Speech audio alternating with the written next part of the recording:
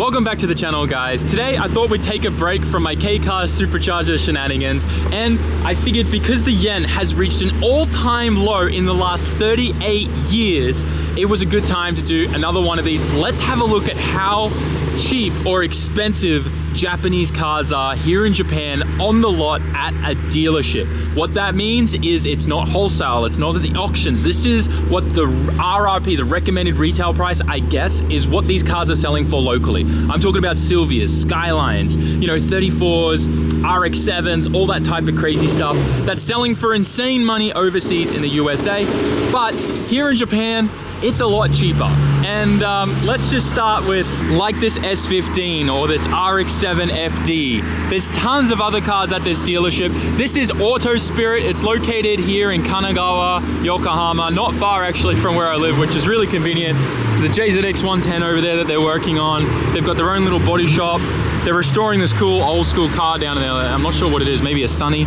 But S14 Zenki, R32 Skyline, got a JZX 100 Chaser, got a 33 Skyline, Integra, Evo, I think that's an 8 or maybe a 9. I can never tell. And I think this was actually here the last time we checked this place out, but everything else has changed, which is really cool. They're going through stock like crazy. Before, I think this whole row was full of 34 Skylines. Maybe you guys bought a ton of them. In the back row here is a JZX 90. Some really cool cars here for sale, so we definitely need to check them all out. Let's start off with this Integra because this is a really good indication of what kind of the market's doing. So this is 154,000 kilometers on it, and they want 1.9 million yen for it. 1.9 million yen right now is only 11,800 USD. And give and take taxes and things like that, things will vary. Over here is a really nice 33 Skyline. I don't see any sticker price on this though. We'll go in later behind the fence and have a look, but we've got this JZX 100 Chaser here for 2.25. And if we just pump that in real quick into the exchange rate, you guys are gonna get a really good idea, but that's only 13,980 USD. And this thing comes with Ganadors. Looks like it's got a full Origin aero kit on here, black, some white wheels, Valinos in the front. And Auto Spirit's also kind of known for having a little bit more of like, drift cars, like, street cars that you can go to the track and drive in and have a bit of fun. That's why like a lot of these you'll start to see the interiors kind of set up for drivers. Another one for 2.2 million. And there's a 32 4-door, nice paint job on it, looks fairly clean, good set of wheels. Not bad overall. 2.2. 13,669.69. I love that. Good number. Nice. Ooh, that JZX 110 sounds good. Now let's have a look at this RX7 FD. The dash has definitely seen better days. It's pretty cracked and destroyed. Looks like it's got that Navi option in there, and those things are always known for doing that. So you'd probably have to change the dash in this to make it look nice. But it's 3.2 million yen. Right now, 3.2 million yen is $19,883. That's a really good price for an FD. Has, a few little upgrades here and there. Looks like it's got a dual piece rotor set up on there. The rear as well. Some ABS wheels. It's got the wing. It's not bad. It's actually pretty clean exterior wise. I don't see anything that indicates it's been in an accident. It's got some nice side skirts. That 180 is nice. I really want to get a 180 at some point. It's got a Nardi steering wheel, big dildo shifter. Might be hard to see. I turned the ND filter on and it's a little better. But yeah, interior's not too bad. It's got a fair few nice mods. It's on an Apexi Power FC, so it's probably tuned up a little. Not too bad. Overall, not bad. Little bit of love, a little bit of care. And I think that's kind of like what car enthusiasts like. We don't really want to buy a perfect car off the lot unless you're collectible, looking to collect cars. Dude, these mirrors are wildly cool. Very awesome. So yeah, FD for a pretty decent price. Spend a bit of money on fixing her up a bit, get a new dash for it. Not too bad. Everything else about the car is actually pretty good. It's S15 here. It doesn't have any paperwork on it, but I love that it's on steelies with hubcaps. I don't think I've ever seen that before in a 15. Got a Hachiroku here. Another 180. This thing, dang. That's really cool. I don't think, this has probably come out of some, wait, it's a 1V. Wait, no, it's a still 80. I nearly called it a 1V, my bad. One via, very nice. This thing's definitely sat outside for a while though. You can see on all the trims, bunch of mold, and that's what we're kind of seeing now. A lot of cars that were forgotten, people thought they lost the paperwork for, they then find the paperwork, they don't know what to do with the car and they end up selling it. That's definitely what this looks like. It sat outside for a very long time. Looking at rotors and how heavy they're rusted is a good indicator of that. But this car with a bit of cleaning up will look really, really good. It's a nice 180. Good fixer-upper. Nice Laurel S2000. Not too bad. I want to look at this Hachiroku though. Montana Bears. All stripped out, ready for the track. Love that. Battery in the passenger footwell. Oh, what is this? Looks like a bride seat, but it says B Gurio. I don't know if you can even see that. There you go. I've never seen that before. I wonder what brand that's supposed to be. I wonder if it's like some old collab or something. It does look like an old Zeta seat, but not too bad. You know, out of all the Hachirokus I've seen, this one doesn't have that much rust. This would be fun. Dang. I think if I ever get a Hachiroku though, it has to be a hatch. Hatch with the flip-up lights for sure. I love that the S15 has that crazy pink dildo shifter as well. Dang, we can't see the paperwork, but I can kind of read the back of it. It says 2.25. So this S15, it's gonna be a Spec S NA, but still, swap a turbo engine into there, not that hard. 2.2 is pretty cheap. But people keep saying that you can't get even a Spec S for anything less than like 30 grand now, but this just proves that that's wrong. And this is fairly clean. Guys, it's 13,669.69. Nice. Very nice. And the interior is actually pretty freaking awesome. You can't see it because of the reflection of all the water and stuff, but it's in really good condition. Carbon fiber. I'm sorry, every time I say that, I just think about that now. But a carbon fiber hood. Yes, it's NA. A little bit of an interesting bumper. I'd probably change that. That's definitely like, you know, early 2000s Fast and Furious spec bumper. The Steelies with the hubcaps is what gets me though. Look at that shot. It looks sick. I don't know, honestly, the bumper's kind of growing on me all of a sudden. It's definitely sex spec though. But yeah, 13K for that is a steal. Swap in a turbo engine. You could spend another 10 grand on, you know, putting a turbo engine on that. Do the swap yourself in your garage and you're laughing. You've like the Spec S and the Spec R. There's no difference with the chassis, guys. You just change to the turbo drivetrain, spend 10 grand on that, you're good to go. You could even build the NA engine. If you got forged pistons and rods in there, you don't even need to worry about the oil squirters.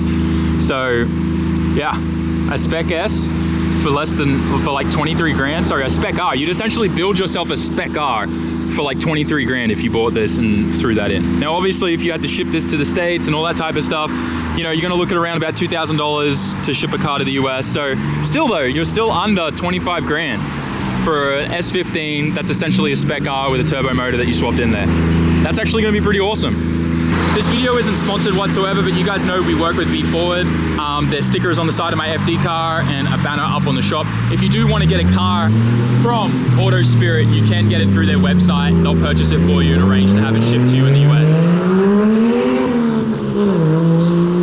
That 110 sounds so good. I think it's going off to get shuck-end right now for a customer that bought it.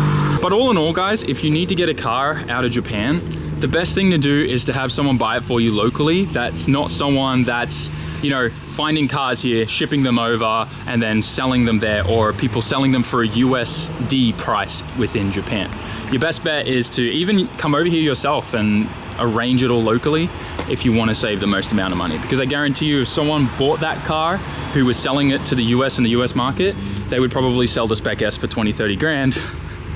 And that's shipped, you know, shipping included. And they probably also wouldn't let the buyer know that when you ship and export anything out of Japan, a 10% refund is returned to the exporter.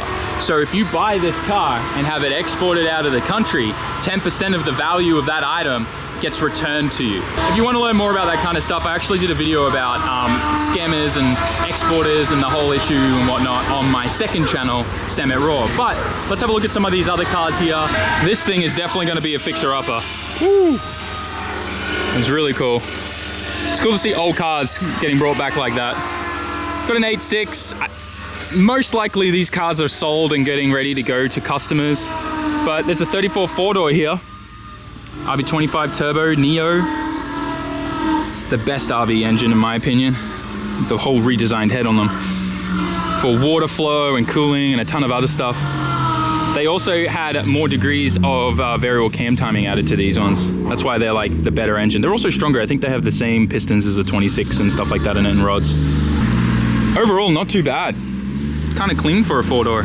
Really nice. Nice JZX90 here.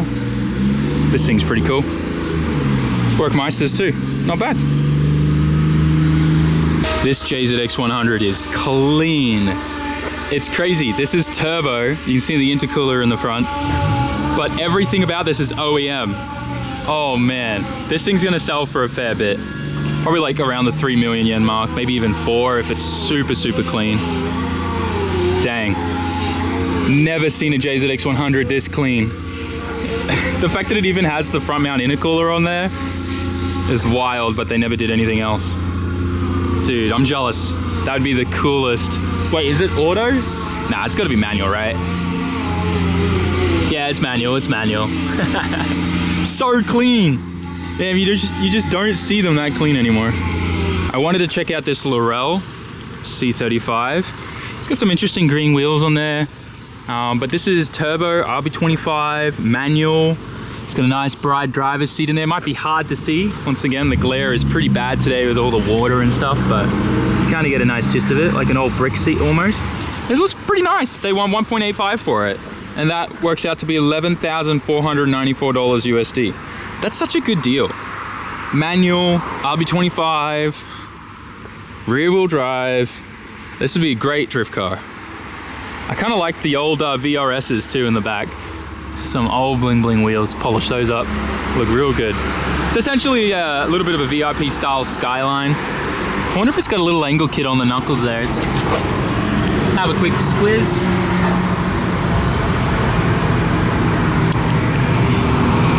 Look, it looks like stock knuckles to me, but what's really good about these cars is they don't have the double wishbone suspension in the front. They have the same as the S14, S15 front end. So you can just, you know, put burst knuckles on this and call it a day. It's kind of quite nice. Might get a Laurel one day. This S2000 I was hoping the price was here for, but you know, usual soft top issues with them. You can see it's been repaired a fair few times. That's like a Roadster Miata thing too, but there's no price tag on it. But I imagine it won't be that much more different than some of the other cars that we've seen here. S2000s have actually dropped a fair bit in pricing here recently.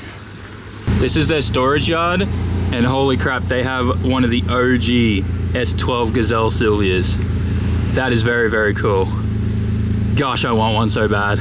I think that kind of covers everything that I wanted to show you guys in this particular car lot. I definitely want to do a couple more of these videos this month and check out some other lots around in the area, just so you guys get a really good understanding of what the local market is doing here. And obviously, with the yen being the cheapest that it has ever been, now is no better time to buy anything out of Japan. I don't export cars personally, but you can go to SAMMIT.net and grab some of our merch and support the YouTube channel. If you guys love what we do and you watch our content and you want to do more than liking, commenting, and subscribing, go over there right now and grab yourself some stuff. We've definitely got some really cool merch that you can get, just like this hat or the shirt that I'm wearing right now. But otherwise, I hope you guys enjoyed this video, this quick look at the Japanese car market, and I'll see you all in the next one. Peace. He said, son, when you grow up, would you be the savior of the broken, the beaten and the damned? He said, will you defeat them? You